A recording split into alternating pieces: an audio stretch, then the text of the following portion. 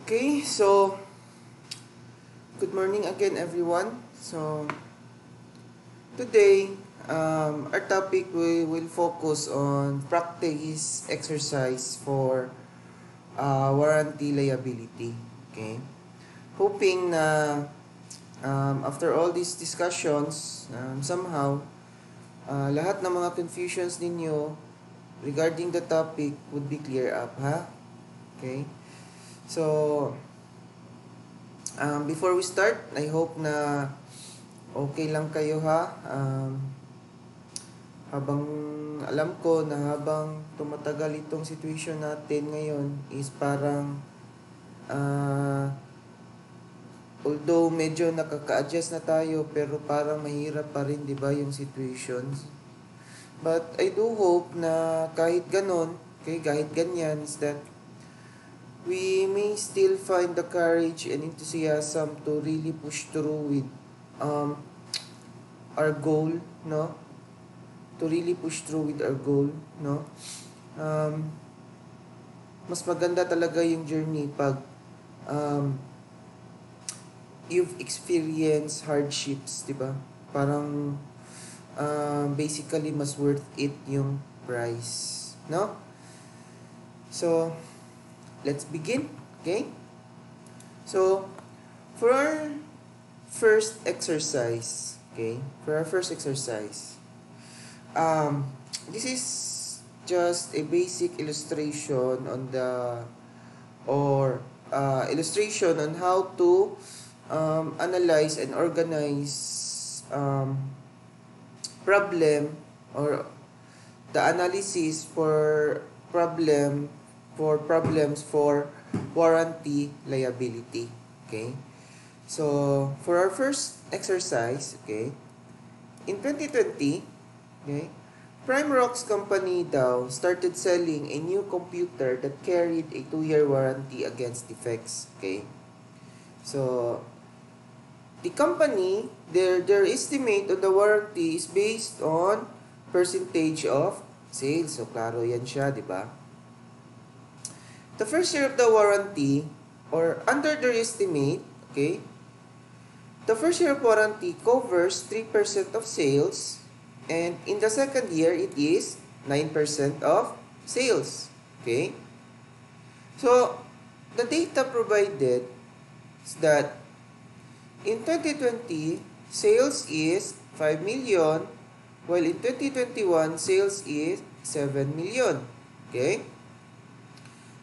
While actual warranty repairs in each year is that in 2020, it is 100,000, while in 2021, it is 250,000. So, we are required, okay, to prepare the journal entries in 2020 and in 2021.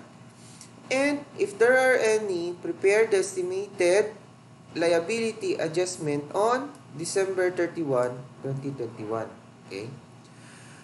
With the assumption that the actual repairs in 2021, itong 250,000 natin, is that 80% of it comes from sales in 2020 while 20% comes from 2021 sales.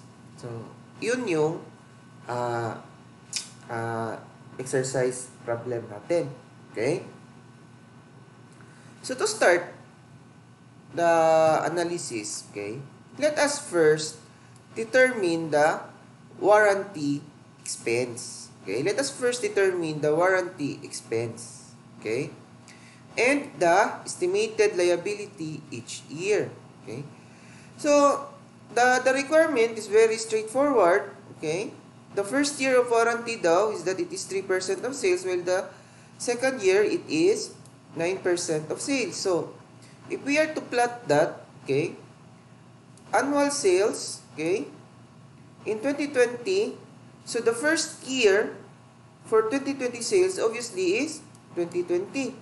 So, that is 3% applicable, di ba? So, if we multiply that, 5 million times 3% is that it is 150,000. While in the second year, okay, in the second year, it is 5 million times 9%. So that is 450,000. So very straightforward computation lang, no? Because that is the requirement for the warranty and estimated liability. For the 2021 sales, okay, for the 2021 sales, same process, okay? 7 million multiplied by 3%, that is 210,000. 7 million multiplied by 9%, that is 630,000. So after this computation, okay, the total warranty expense relating to your 2020 sales is that it is 600,000. While for your 2021 sales, it is 840,000. So very straightforward computation, no? So how are we going to recognize it in the journal entries, or how are we to journalize this? Well, first, we have to recognize the sale, no? So basic journal entry for sale, debit cash or accounts receivable, di ba? Then credit sales. Okay? So debit cash or accounts receivable, credit sales. Okay? 5 million and 7 million. So very basic entry, no? To recognize your liability, okay? 'Di ba? If you can remember, we will recognize this at full, 'di ba? With a corresponding credit at estimated warranty liability. So, the entry is debit warranty expense, credit estimated warranty liability, the full estimated warranty expense, which is in 2020 it is 600, in 2021 it is 840. No? And by the way, class, no? Basically, that 600, 840,000, di ba? That is easily computed as in 2020, that is 5 million times 12%. So, saan natin kinuha to 12%? Yung 3% natin for the first year and 9% for the second year. So, yan yung madali na computation dyan, di ba? However, we need to emphasize na we need to determine it, or we need to determine the annual computation because this data is needed for further analysis later on, di ba? So, these are the basic entries niyan. Okay, recognize the sale, recognize the warranty expense and related liability. And last, basic entries that yung actual payment of warranties, which is itong 100,000 and 250,000. So, paano natin yan siya i-journalize? Simple lang. As if we are paying the liability, di ba? Not paying the warranty expense, but paying the liability. Yan yung, kumbaga, treatment natin. So, if we are to pay for the warranty, for the liability, that is, we debit the estimated liability, estimated warranty liability, coming from this entry, di ba? So, in 2020, we paid 100,000. So, debit the liability at 100, then credit, obviously, cash at 100. In 2021, we paid 250. So, debit the liability at 250, then credit cash. Okay? So, very straightforward journal entries lang, no? So, medyo madali lang siya. Diba? Medyo madali lang. So, per requirement number 2, di ba we are to determine if there are any adjustments needed. So, to determine if there are any adjustment, so, the analysis would simply be confined to the somewhat computation, no? Di ba? Okay? So, remember na we are to determine any adjustment in 2021. Not 2020, in 2021. Okay? In 2021. So, that is a requirement, diba? So, meaning, from the 2020 sales, okay, from the warranty expense related to 2020 sales, diba, initially, we have recorded 600,000 as your estimated liability. Diba? Then, we paid in 2020, 100,000. So, that makes your estimated liability at the end of 2020 only 500,000. Diba? Klaro naman yan siya. Okay? Then, in 2021, there was a payment of 200,000. So, paano natin kinuha yung 200,000? So, if you may remember, di ba? Ito daw 250,000, 80% of it comes from sales in 2020. Di ba? So, that means, okay, if we are to allocate the 250,000 as to which warranty is that either from 2020 or from 2021, so that means 250,000 times 80%. So that is your actual warranty paid in 2021 coming from your sale in 2020. While 250,000 times 20%, that is what is applicable in 2021, diba? So in short, in 2021, there was actual payments of 200,000. So, at the end of 2021, the estimated liability is per record is 300,000. Correct? However, if you may notice, at the end of 2021, the 2-year warranty period is already expired. Diba? Wala na. So, meaning, after that year, wala ka ng obligation for warranty. So, if that is the case, then, the should be balance of the estimated warranty liability should be 0. Kuha ninyo? Kasi, di ba nga, wala na tayong liability. Dapat, 0 na yan siya. Okay? However, per record, if you may notice, we started with 600, then there was payment of 100, then there was payment of 200. We still have per record of 300,000. So, what should we do? We make adjustment. Okay? We make adjustment. So, to record that adjustment, okay, which is basically, we should adjust 300,000 na overstatement of our estimated warranty liability. So, how should we do the entry? Okay? Obviously, we debit because, yun nga, nasobrahan tayo ng credit. We debit estimated warranty liability of 300. Then, we should credit the warranty expense kasi yun nga, nasobrahan tayo ng warranty expense amounting to 300,000. Okay? Direct deduction sa warranty expense natin. Okay? So,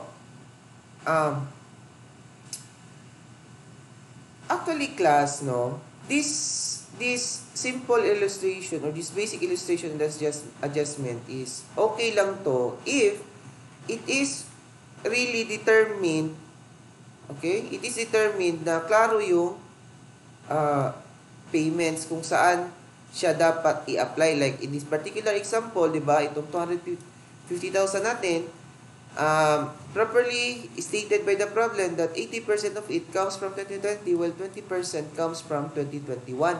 Diba? And in 2020, obviously, klaro naman talaga na itong 100,000 is for 2020 only because there are no other data. Ito, 2021 pa to nangyari. Diba? So, the point is, Okay, the point is, that is not always the case. Because sometimes, if that is not stated in the problem, it is always assumed, okay, it is always assumed that the sales and warranty repairs happen or occurred evenly, okay, evenly during the year. So the point is, medyo dito magiging komplikado yung analysis natin if how should we deal with even sale or even warranties during the year. Okay, even warranties during the year. So, to continue with our illustration, okay, in regard to that predicament, let us assume, okay, which is basically this is our problem 2. Except that we cannot ascertain daw which sale the actual warranty repairs in 2021 comes from, and that the sales and repairs occur evenly during the year. So we are required to prepare the estimated warranty liability. Okay. Now, okay. Basically, if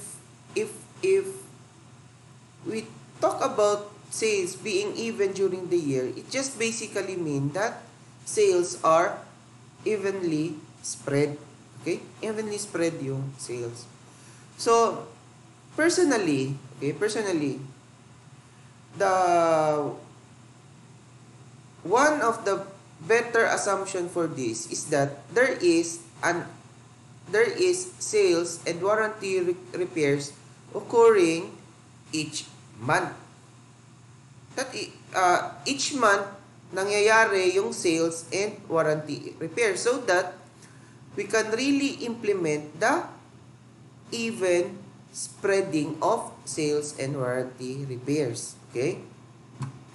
So if that is the case, okay, if that is the case na may nangyayari na sales every month and repairs every month, kumbaga, the reckoning period of the warranty repairs, di ba? Sabi nga natin, warranty repairs may expiration period. So basically, the reckoning of that expiry is, in general, kung iintindihin natin, hindi yan siya confined at the end of each year. Tama? Because sales are evenly spread during the year. Tama? So, if that is the case, okay, if we organize that, okay, assuming monthly yung spread ng sales natin, monthly. So, in 2020, okay, in 2020, let's say, assuming in 2020, we have sales that happened in January, February, March, April, and so on until December. Okay? So, if we are to analyze that, the first year warranty, which is at 3%, diba? At 3%, should expire in January 2021, February 2021, March 2021, and so on. Basta, the point is, it is 1 year from the month of sale. Correct? Okay? And the 9% warranty should expire 2 years after the month of sale.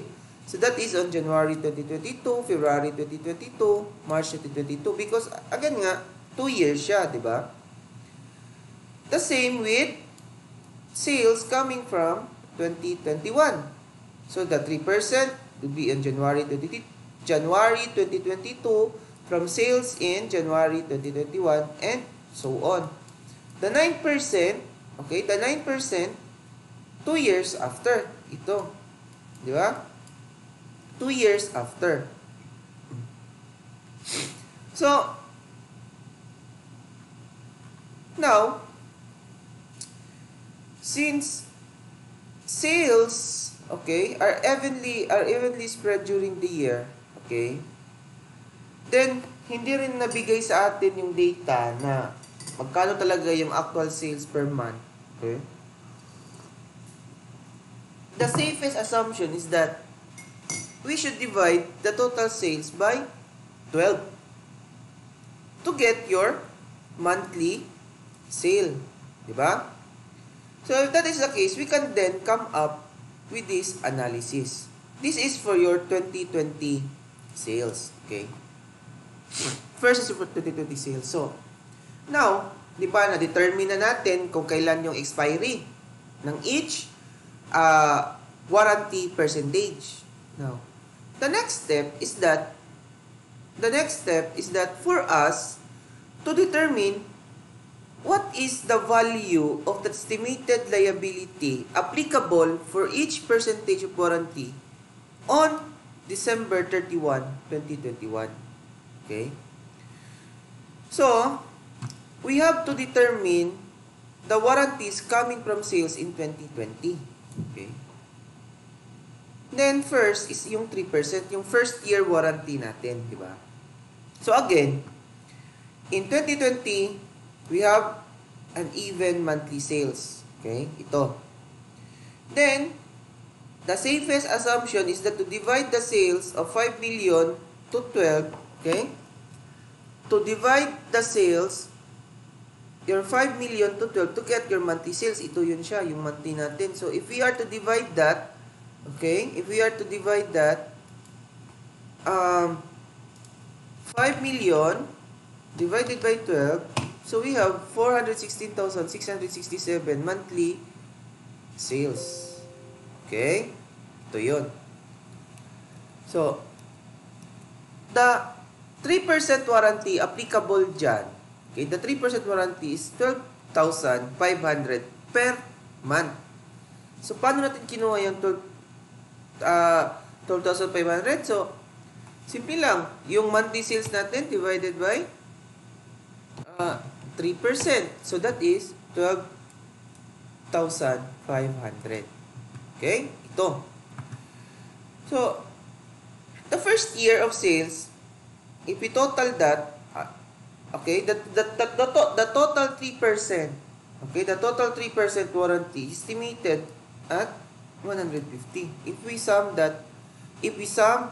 monthly, if we sum all the monthly warranties, that is 150,000, di ba? Same pa rin yan siya. So, na-determine natin dito at first. Di ba? Ito yun, no? Yeah? Same pa rin yan siya. Ang ginawa lang natin is that breakdown lang natin ito, okay? Breakdown lang natin into monthly. And then, we determine kailan to mag-expire. Diba?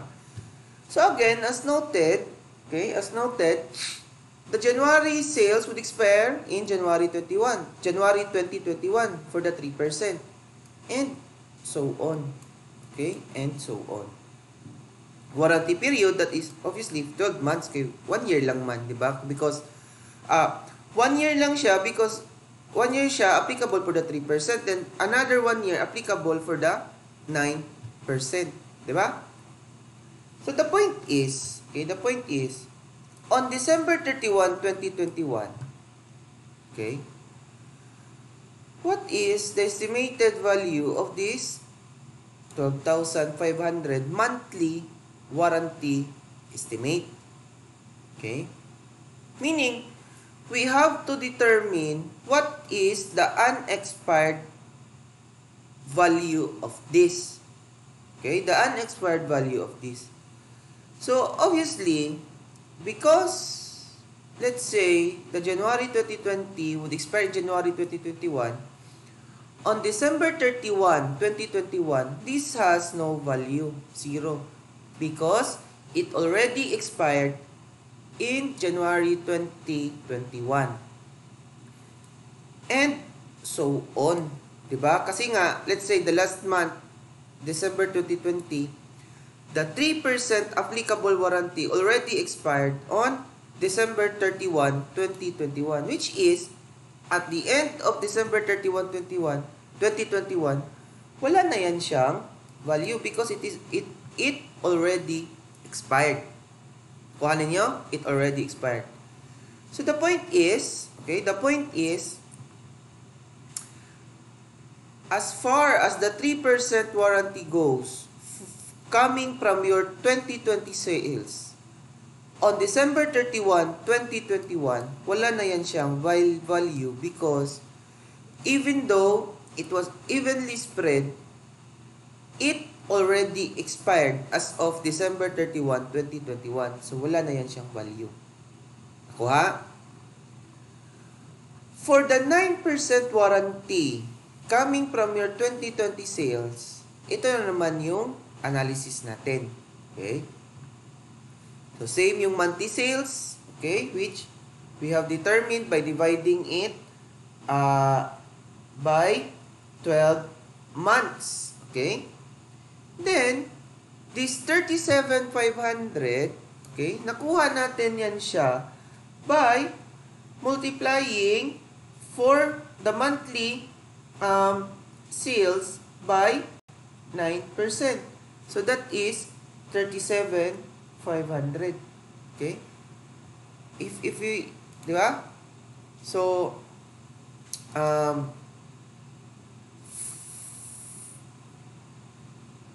we have 41666.67 times 0.09.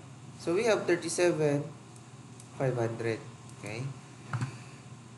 So, the January 2020 sales, as far as the 9% warranty goes, it will expire on January 2022. Diba? For the February, it will be in February 2022. For the March 2022, and so on. So now, with that data we got, okay, and obviously this applies for 12 months only, because even though we have a 2-year warranty period, the first half, which is the first 12 months, 3% lang yun. The second half, which is the 9%, again, for 12 months din yun siya. Okay? The second 12 months. So, this 9% warranty is only applicable for 12 months lang. Diba? So, the point is, on December 31, 2021, what is the value, or what is the value of the unexpired portion of this warranty? So, how will we get that? Well, simply get your estimated monthly warranty. Okay? Okay? Estimated monthly unexpired warranty, then multiplied by the unexpired portion, which is, okay, on December 31, 2021, as far as the January 2020 sales goes, the unexpired portion of this warranty is only 1 month na lang, di ba?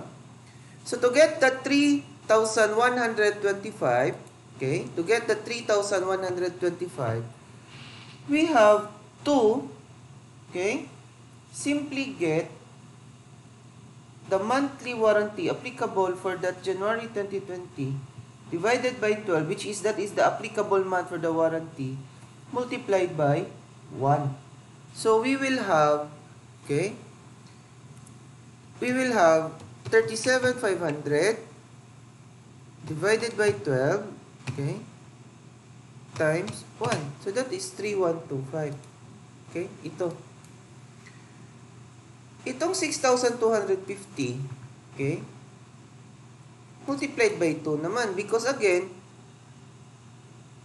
from December 31, 2021, ang remaining unexpired warranty period, okay, ang remaining unexpired warranty period is 2 months. Di ba? From December to February.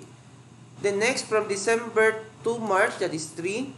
And so on. So from December to December, on December 22, that is 12 months. So nakuha ninyo, no? We are just trying to get the value of the unexpired warranty period. Diba? Para kinukuha natin kung ano yung value nito. So, the point is, if this warranty daw is applicable for 12 months, basically, the monthly value is, we have to get that by simply dividing 37,500 by 12. So, that is the monthly value of your warranty. Diba? That is the monthly value of which is basically 3,125. Then, if the unexpired warranty period is 1, then that is 3125. If 2, that is 6250. 3125 times 2. The expiring in March, 3125 times 3, that is 9375, and so on. Diba? So, in total, the value of the unexpired warranty applicable from your sales in 2020, the 9% is 243,750. Okay? 243,750. So, next, no? So, we are done with 2020 sales, no? So, the 3%, wala na yan siyang value on December 31, 2021. While the 9% warranty, meron pa siyang unexpired value na 243,750 or 243,750.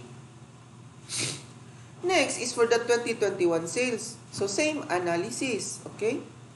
The January 2021 sale, okay, would expire on January 2022. Okay? Then this monthly sale, is computed as the total annual sale divided by 12. Then this warranty is that the monthly applicable sale multiplied by the 3%, which is for the first year. So we get 17,500. Okay? We get 17,500. That would expire on January 2022. Okay? So the point is, again, on December 31, 2021, from the sales in 2021, applied with the 3% warranty, the January 2021 sale only has a remaining unexpired warranty period of 1 month. For the February 2021, 2 months. For the March, 3 months, and so on. So the value of that, same with our procedure in getting this amount, okay, is that the total value of it would now be 113,750. Okay? Same procedure lang yan pagkuha nito, itong value of unexpired warranty. The 17,500 divided by 12 times 2. 17,500 divided by 12 times 3 for March. Okay? So, ito yung value ng 3% warranty unexpired portion from sales in 2021. So, we have 113,750. While, for the 9%, yung unexpired warranty period niyan, obviously, is still intact at 12 months. Why? Because yun nga, ito, yung January 2021 sales natin, okay? Yung January 2021 sales natin, the 9% second year warranty niyan mag-expire on January 2023. So that means, from December 31, 2021, intact pa rin yan siya at 12 months. Okay? Remember ha? 12 months, hindi 13 months. Baka malito kayo, no? 12 months. Bakit 12 months yung unexpired? Kasi nga, yung first half natin of the warranty, which is the first 12 months, that is 3%. While the 9% warranty, which is the second half, that is only for 12 months only period. We cannot be over the appropriated warranty period, which is 12 months, no? So, 12 lang. Nevertheless, the point is, on December 31, 2021, wala pang expired portion nito. Kasi yun nga, 2023 pa ito mag-expire lahat. Still 100%. So, ito yun siya. So, as far as your 2021 sales is concerned, okay, the 3% warranty, ang value niyan, unexpired, okay, on December 31, 2021 is 113,750. Okay? While the 9% warranty, ang value niyan on December 31, 2021, that is 630,000. Okay? So, after getting the value of that unexpired warranty, we can now determine what adjustment should be made. Okay? We can now determine what adjustment should be made. Okay? So, per record, di ba we started with 600 estimated liability for the 2020 sales? Then, we have 840,000 from your 2021 sales. So, total estimated initial warranty liability natin is 1,440,000. Payments natin, we have 100,000, then we have 250,000, diba? As noted sa requirement. So, at the end of 2021 or on December 31, 2021, the estimated liability per record, we have 1,090,000. Diba? However, as we have noted in our computation, the value of that estimated warranty liability, diba, is that from the 2020 sales with 3% first year warranty, on December 31, 2021, wala na siyang value. Okay? That is correct. No? Wala na siyang value. Okay? While from the sales in 2020 with 9% second year warranty, ang value nun is, we have, diba, 243,750. From the 2021 sales with 3% first year warranty, the value of that was 113,750. And for the 2021 sales with 9% second year warranty, the value of that was 630. So the point is, the total value of the unexpired portion of the warranty liability is that we have 243,750 plus 113,750 plus 630,000, we have 987,500. Okay? So the point is, if per record, okay, if per record, we have, okay, if per record, we have 1,090,000, okay, we have 1,090,000, but the correct value of the unexpired warranty liability is 987,500. Diba? We need to make adjustment. Yung adjustment natin is that the difference between the two. Diba? 1,090,000, okay, minus 987,500. We have 102,500 adjustment. So, anong nangyari nito? Sobra yung record natin kaysa actual value. We need to deduct. Okay? We need to deduct 102,500. So, paano na again natin yan siya gagawin? Debit, estimated warranty liability, 102,500. Then, credit, warranty, expense. Yung regular entry natin for adjustment. Okay? Ba? Medyo madali lang if we can organize our solutions, no? So, the point of this is that dito, the point of our computation lang ito, 'di ba? Ito mga computation natin dito is that we are just trying to determine what is the actual value of the unexpired warranty. So again, if evenly, if ang sales is evenly spread, now we have to be careful because again, the expiry of that warranty is not on December 31, 2021 straight, di ba? 1 year, we have to consider the actual expiry of that. Okay? So, the next step is that the initial estimate per record, we have to compare it with that actual value after determining the actual value based on our analysis, no? So, ito yun, di ba? Kung baga, ito yun. So, medyo madali lang talaga siya, no? If we really could, if we could really understand the flow of our computation of our analysis, no?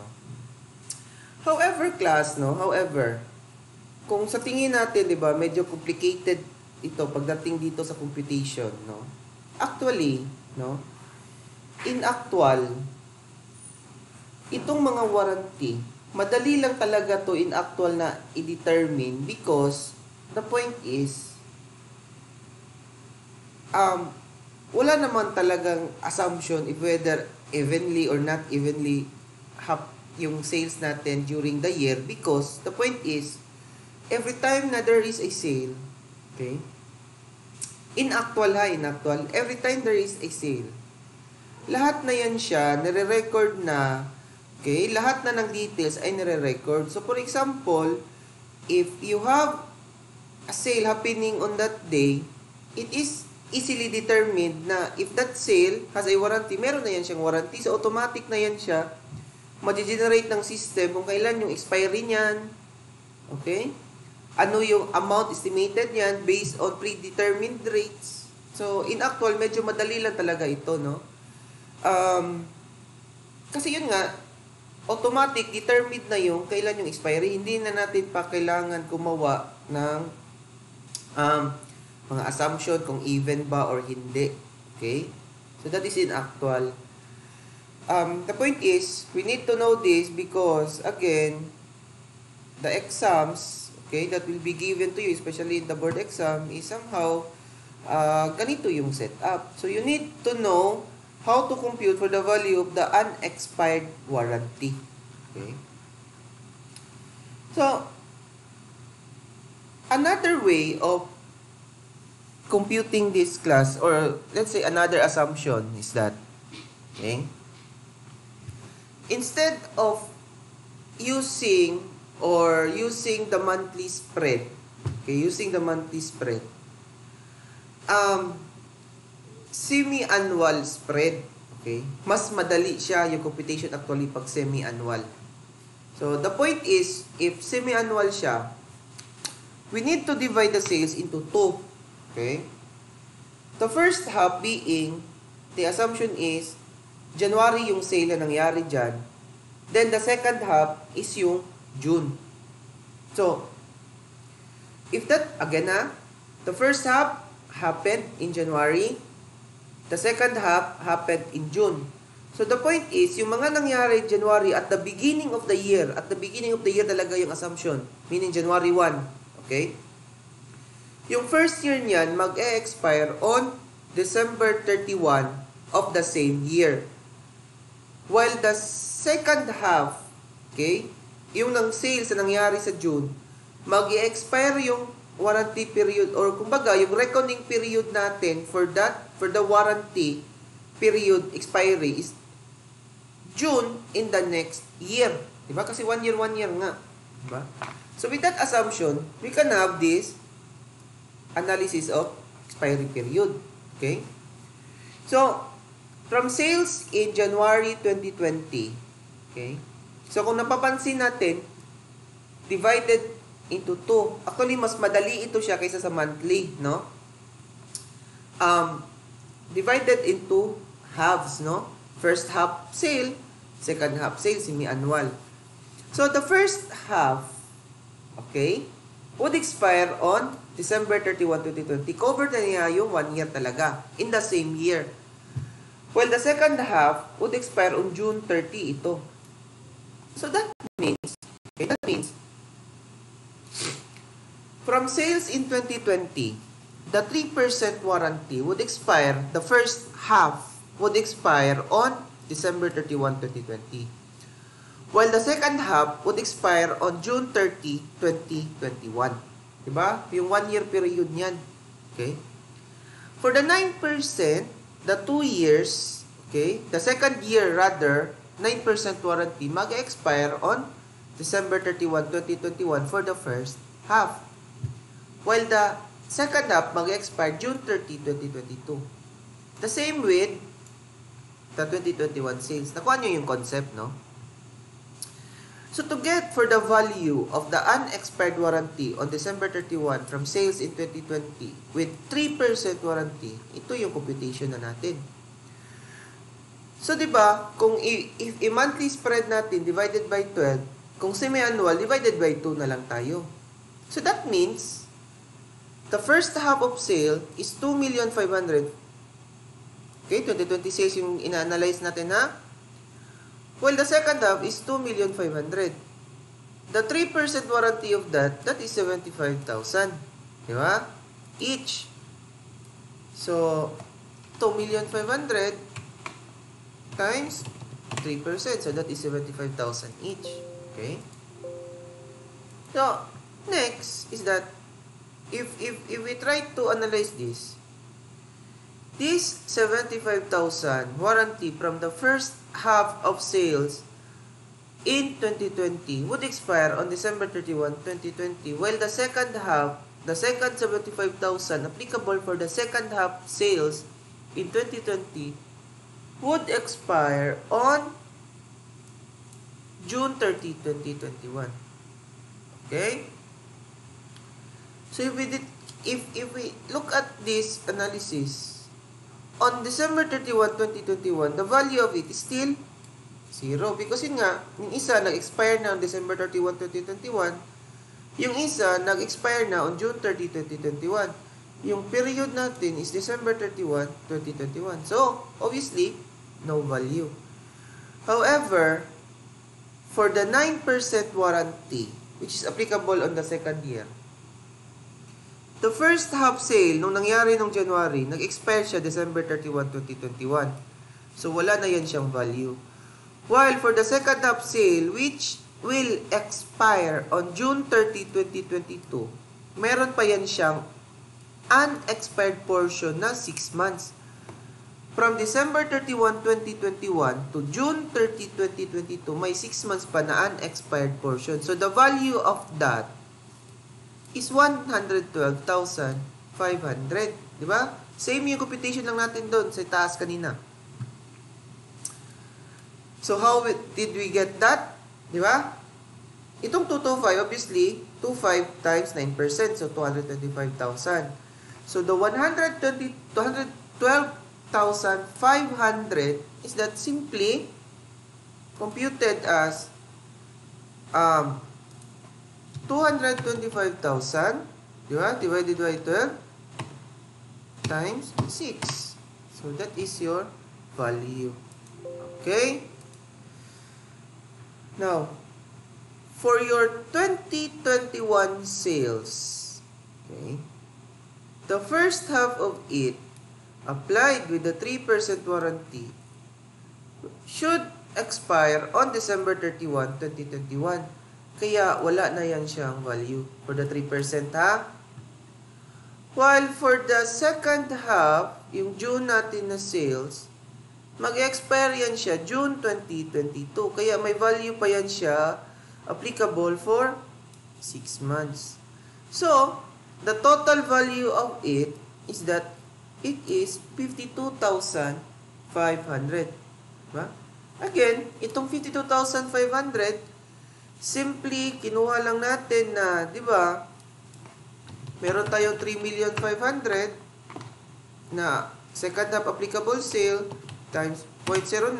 So, yung warranty natin is 350, First, the 3% pa pala tayo. Okay, again, sorry. So, we have 3,500,000 times 0.03. We have 105,000. The unexpired warranty, which will expire on June 30, 2022. That is 6 months, di ba? So, this warranty, yung unexpired value nito is simply computed as 105 divided by 12 months times 6. Okay? 105,000 divided by 12 months times times 6. So that is 52,500. Diba? That is 52,500. So the point is, the first half, wala ng value for the 2021 sales. The second half, meron pa tayong unexpired na 52,500. While, for the 9%, which basically will expire the first half on December 31, 2022, the second half will expire on June 30, 2023. Obviously, unexpired pa yan lahat. So, that is still fully unexpired yung 630,000 natin. Okay? Yung 630,000. So again, paano yan siya kinuha? Itong 315. Well, straightforward computation. Yung applicable semi-annual sale natin na 3,500,000 times 9%. So that is 315.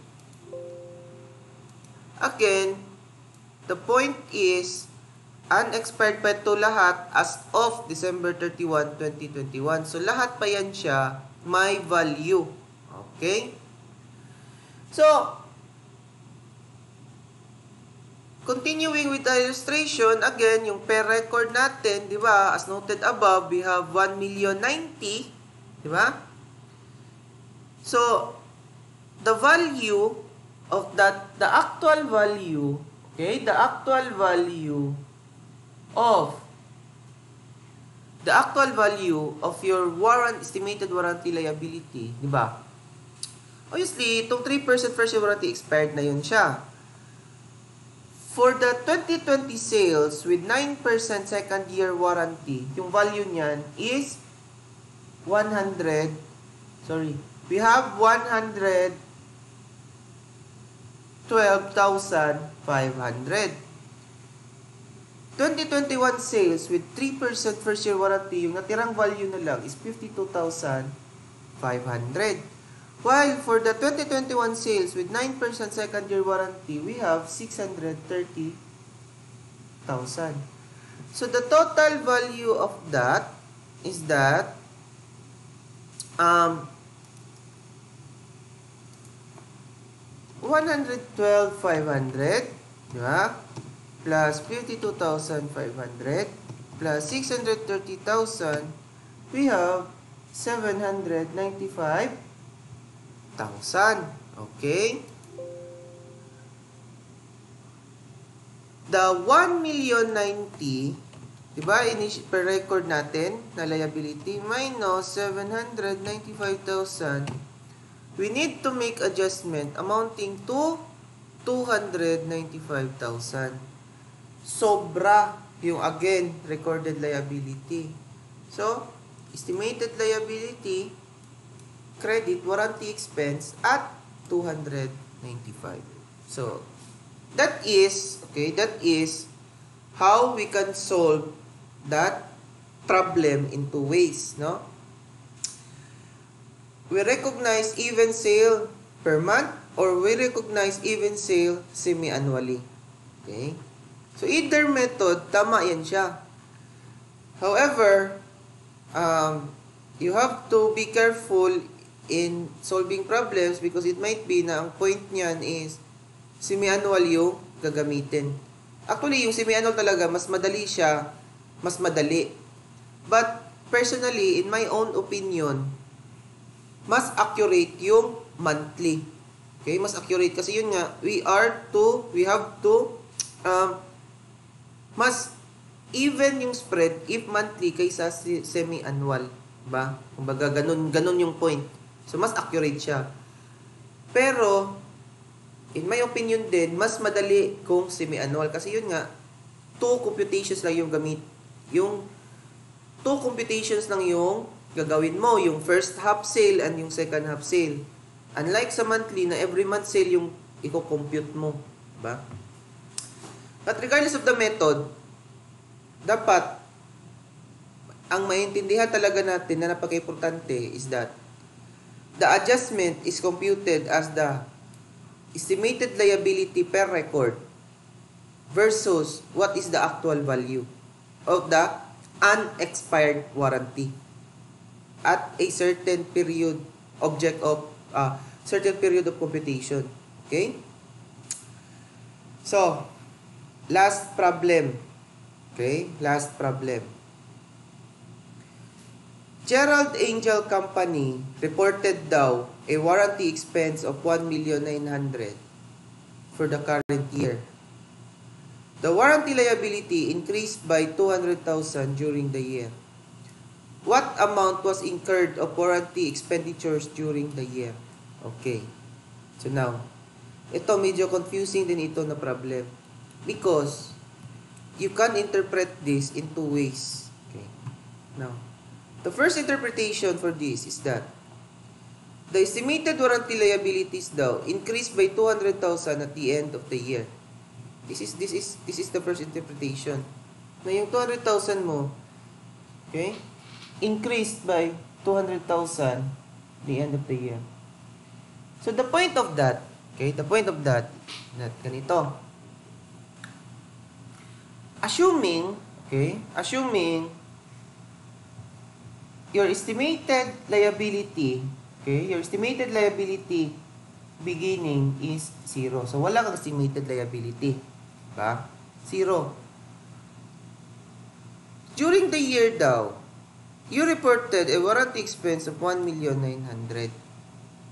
So that means, di ba? Ano yung entry natin pag may warranty expense tayo na na-estimate? Debit, warranty expense, credit, estimated warranty liability, di ba? So that means during the year, yung estimated liability natin, we have recorded a 1,900,000. Okay? So the point is, the total estimated liability, okay, the total estimated liability is 1,900,000.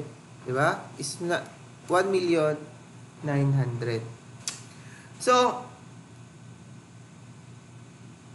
ang sabi niya, the estimated liability, okay, the estimated liability increased by 200,000 during the year. So, we can interpret it na at the end of the year, increased to 200,000. So, the point is, if we started with 0, this is the assumed amount, the ending estimated liability, if it increased by 200,000 at the end of the year, then it is 200,000. Diba? We have an estimated warranty liability recorded during the year at 1.9. So, what should happen or ano kayang nangyari? Okay? Ano kayang nangyari? Bakit itong 1.9 million natin estimated warranty liability naging 200,000 na lang? There was actual payments of warranties during the year. So, this is basically what is required by the problem. So, paano natin kukunin to? We simply work back. Diba? So, again, we started with 0, ni-increase daw siya by 200,000 at the end of the year, then we recorded 1.9 na warranty expense or liability during the year. It might be na, or obviously, there was payment. No? Now, magkano yung payment? 1,700,000. Paano ito kinuha itong 1,700,000? Work back. 1,900,000 minus 200,000. Diba? That is the first interpretation, no? Second interpretation is that during the year talaga, nag-increase siya by 200,000. So the point is, di ba we recorded initially 1.9 as an estimated liability. Di ba? Ito yung entry niya, no? Warranty expense, credit estimated liability. Estimated liability, 1.9. During the year, okay, during the year, it increased by 200,000. So, one logical explanation for that is that the actual warranty payments were higher than the estimated warranty, thus needing an adjustment to warranty expense and estimated warranty liability.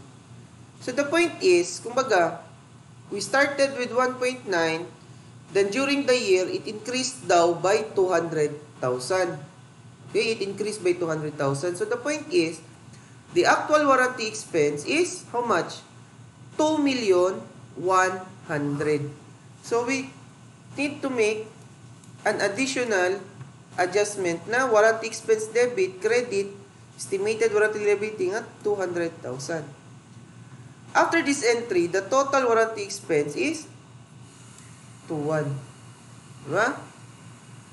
However, this is a second interpretation. But the suggested answer for this, okay? The suggested answer for this is itong 1.7. Okay? But personally for me, any answer is acceptable because again, we can interpret that in two ways. But based on other authors, other the suggested answer is 1.7. Okay? So, that's it. That ends our discussion for warranty. So, I hope na after this discussion is medyo na-clear up lahat ng mga confusions although, somehow parang baka nakakreate ng mas confusion, kasi madaming mga suggested answer. What is important is that, actually, regardless of the suggested answer class, what is important is that you understand the process. Kasi, yun nga, if you understand the process, time will come na kayo na rin yung magsasuggest ng kung ano yung tamang answer. Okay? So, see you for next discussion, So, the next discussion will be all about provisions and contingent liability. Okay? So, that ends our video. So, see you. Keep safe, everyone.